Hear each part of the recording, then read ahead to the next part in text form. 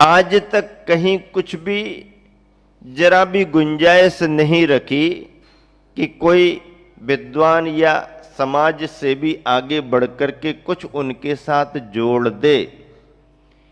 लेकिन मुझे ये बात आज तक समझ में नहीं आई कि ना कहीं किसी ने डिक्लेयर किया है, ना कहीं कोई खड़े होकर के ये कह सकता है कि इस जगह से इसकी शुरुआत हुई है, या इस व्यक्ति ने इसकी घोषणा की है, या इस समय ऐसा हुआ था। आज तक किसी को मालूम नहीं। आचार्य श्री उसे समझें या ना समझें, उन्होंने स्वीकार नहीं किया है, मैं ये मानता हूं। लेकिन सारा देश, सारी दुनिया पता नहीं कब से उनको संत शिरोमणि कहने लगी है।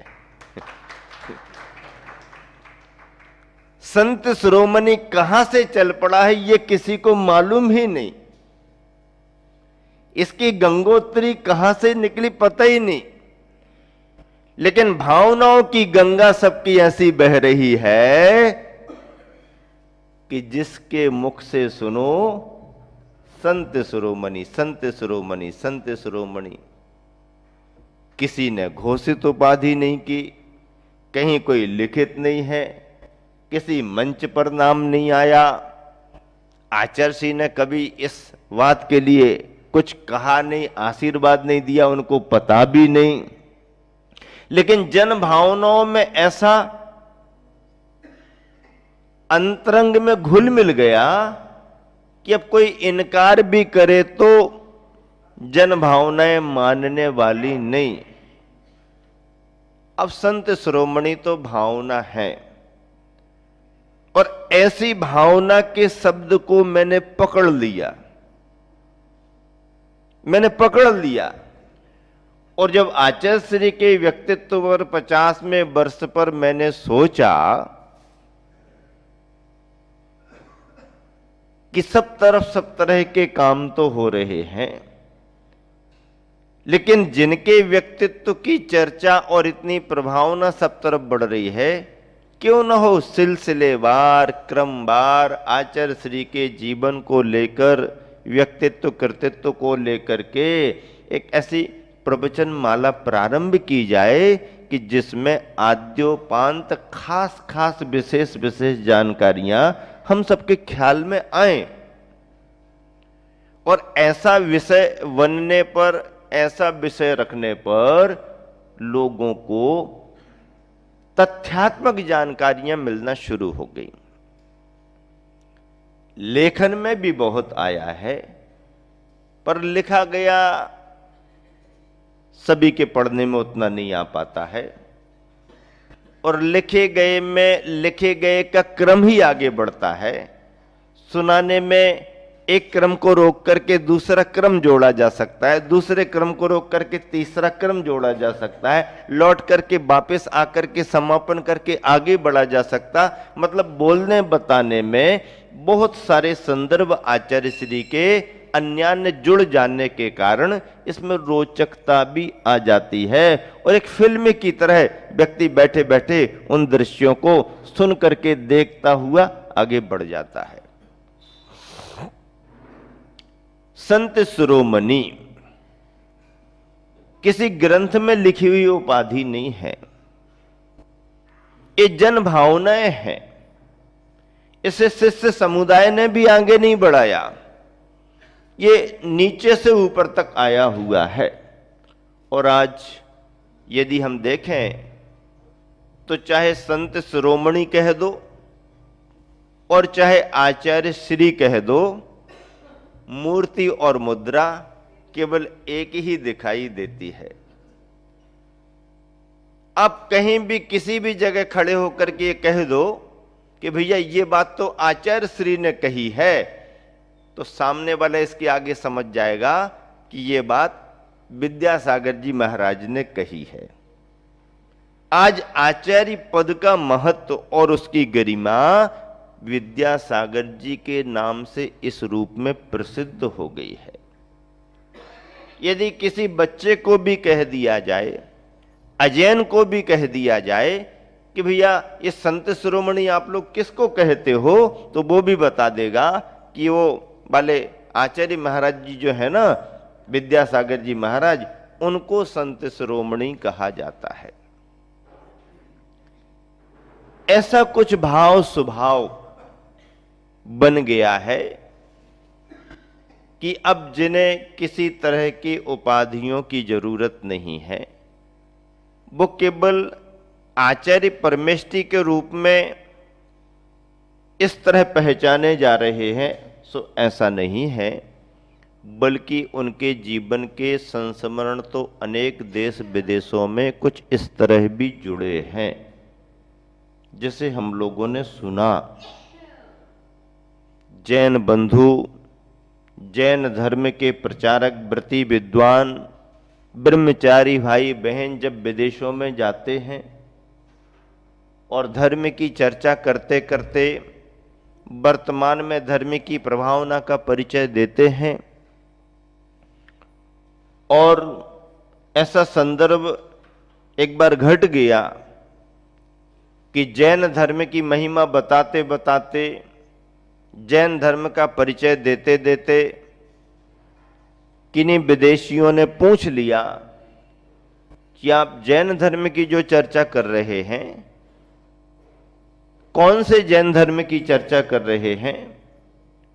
उन्होंने कहा महावीर भगवान वाले जैन धर्म की चर्चा कर रहे।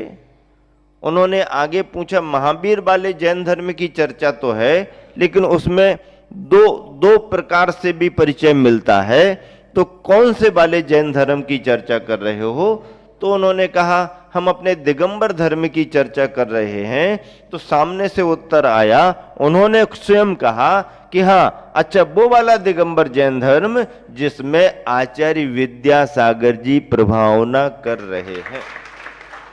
आचार्य विद्यासागर जी वाला जैन धर्म, इसका मतलब है कि वर्तमान काल में दिगंबर धर्म की जो प्रभावना और पहचान बन रही है, देश तो क्या विदेशों में भी आचार्य विद्यासागर जी का नाम जुड़ रहा है। कभी कभी तो हम लोगों को ऐसा महसूस हो जाता है, छोटे छोटे गांव देहातों से विहार करते निकलते हैं, गांव के लोग सरल होते हैं, भोले होते हैं, उन्हें ज्यादा इन सब बातों का परिचय नहीं होता।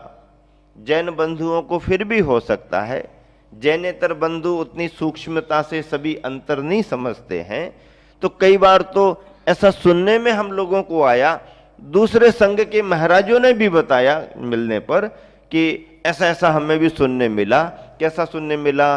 कि दिगंबर मुद्रा के धारी मुनि महाराज पिशी कमंडल लिए हुए चले जा रहे, विहार कर रहे, तो गांव के अजैन बंधु यदि खड़े होकर के देख रहे, तो उनके निकलने के बाद वो पीछे से चर्चा कर रहे, ये जैनियों के विद्यासागर जी चले जा रहे हैं, ये जैनियों के विद्यासागर महाराज जा रहे। मतलब जैनियों के विद्यासागर जी महाराज की इमेज इस रूप में बन गई कि दिगंबर मुद्रा का धारी कोई भी मुनि, किसी भी संघ का मुनि यदि विहार के करके जा रहा, तो उनको इस मुद्रा को देख करके ये लगता है कि इस मुद्रा वाले विद्यासागर जी कहलाते हैं। इतना फर्क, इतनी बड़ी प्रभावना हमारे तुम्हारे देखते ही देखते ये बनी हुई है। सन 76 के पहले आचार्य श्री को कितने लोग जानते थे? आचार्य ज्ञान सागर जी का नाम किसने सुना था? थोड़े से लोग जैन समाज में जो आते जाते रहे। इस तरफ तो आचार्य ज्ञान सागर जी और विद्यासागर जी का नाम उस रूप में मालूम नहीं था, और आगे तो इतनी चर्चा भी नहीं थी। लेकिन देखते ही देखते 76 से चलना जो शुरू किया इस तरफ, और सन 1976 कुंडलपुर के बड़े बाबा और छोटे बाबा से जो बात शुरू हुई, आज सन 2018 में हम और आप बैठे हैं। देखो तो आचार्य श्री के नगर नगरांतर विहार करने के दृश्य, और अभी अभी जो वर्तमान में ललितपुर में गुरुवर का महामंगल प्रवेश हुआ है, सारा देश देख करके दंग रह गया। इस तरह की भी भावनाएं लोगों की स्वतः अपने आप बिना किसी संयोजना, बिना किसी प्रेरणा के बन सकती हैं क्या? अब तो प्रत्येक नगरवासी इसी फिराक में है, प्रतीक्षा में कि अपने यहां अवसर मिलेगा तो 21 करने की तैयारी करेंगे। इन सब से कोई फर्क नहीं गुरुवर को, ये सब समाज का अपना भाव है। उनकी नजर तो 4 हाथ जमीन देख करके, नीचे देख देख करके चलने की बनती है, और वह कब आजू बाजू में और ऊपर देख लेते हैं आप नहीं समझ पाते हो। ऐसा नहीं है कि वो नीचे ही देखते रहते हैं, उन्हें आजू बाजू में और वातावरण की जानकारी नहीं, बराबर उनके सीसीटीवी कैमरे में सब कुछ आता रहता है और कंट्रोल रूम उनका बराबर काम करता रहता है।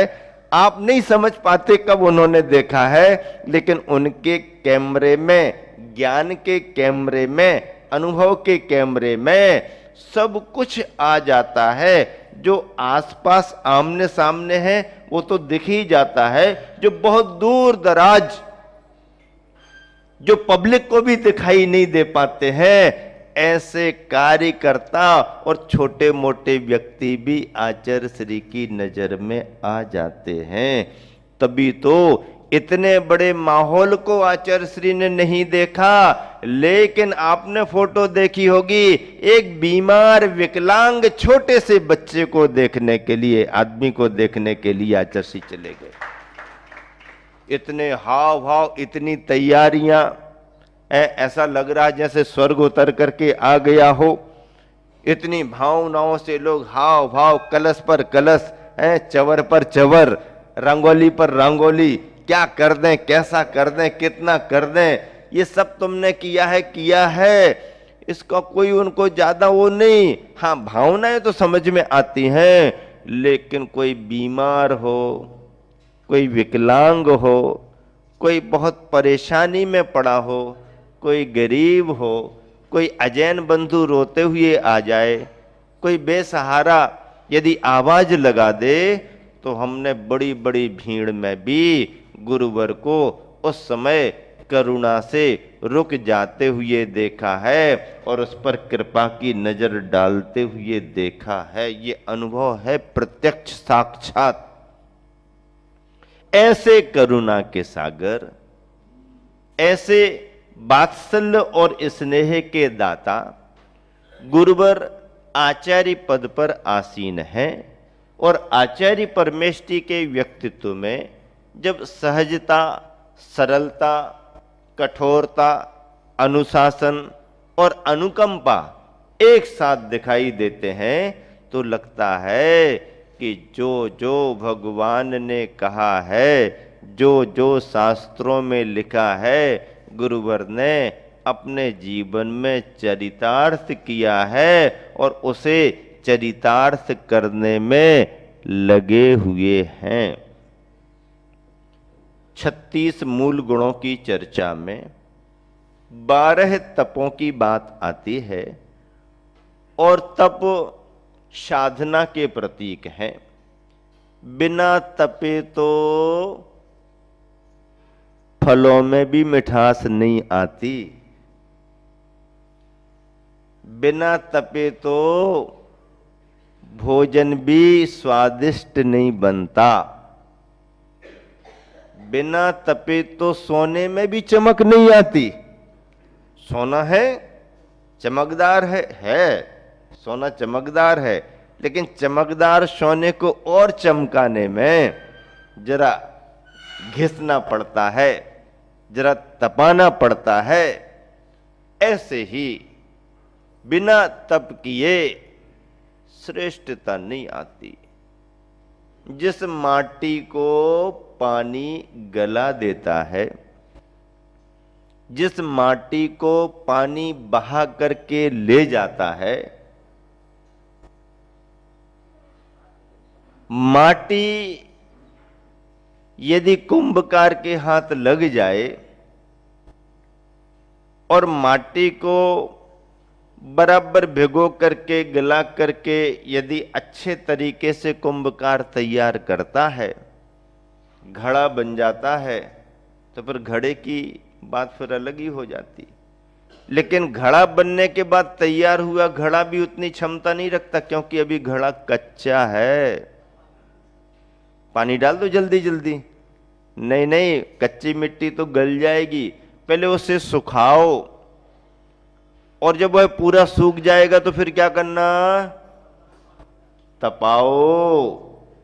और जब अग्नि परीक्षा दे दे करके, अग्नि परीक्षा दे दे करके, अग्नि परीक्षा दे दे करके वह कुंभ तप करके पक करके तैयार हो जाएगा, तो अग्नि की परीक्षा चांदी सी राख गुरुवर ने मूक माटी में खंड ही बना दिया। सच्ची अग्नि की परीक्षा तो तभी मानी जाती है जब वह लकड़ी को पूरा जला करके चांदी जैसी राख को तैयार कर देती है, तब अग्नि की परीक्षा होती है।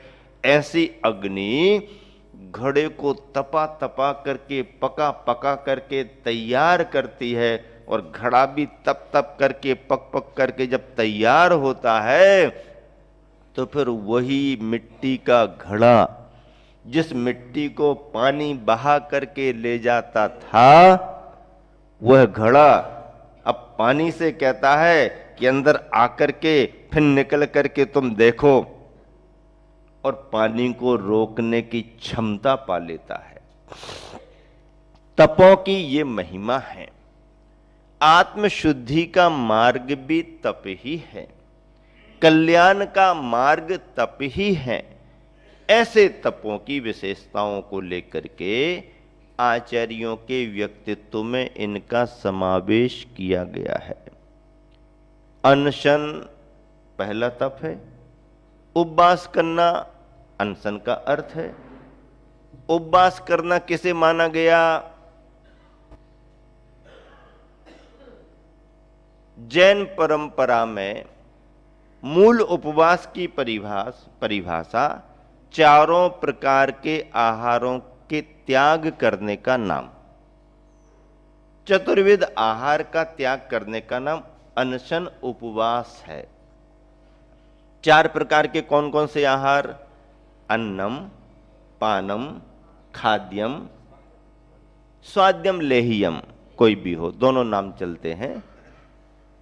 ये 4 प्रकार के आहार जब छोड़े जाएंगे और अपने अंतरंग के परिणामों के साथ अपने निकट वास किया जाएगा, शरीर संबंधी भोजन को छोड़ करके आत्मा संबंधी भजन को किया जाएगा, ज्ञानामृतम च भोजनम, तो हमारा उपवास माना जाएगा। महाराज आपने तो ऐसी बात बता दी, फिर हम तो पानी वगैरह लेकर के उपवास कर लेते हैं, तो उसको भी उपवास मानते हैं।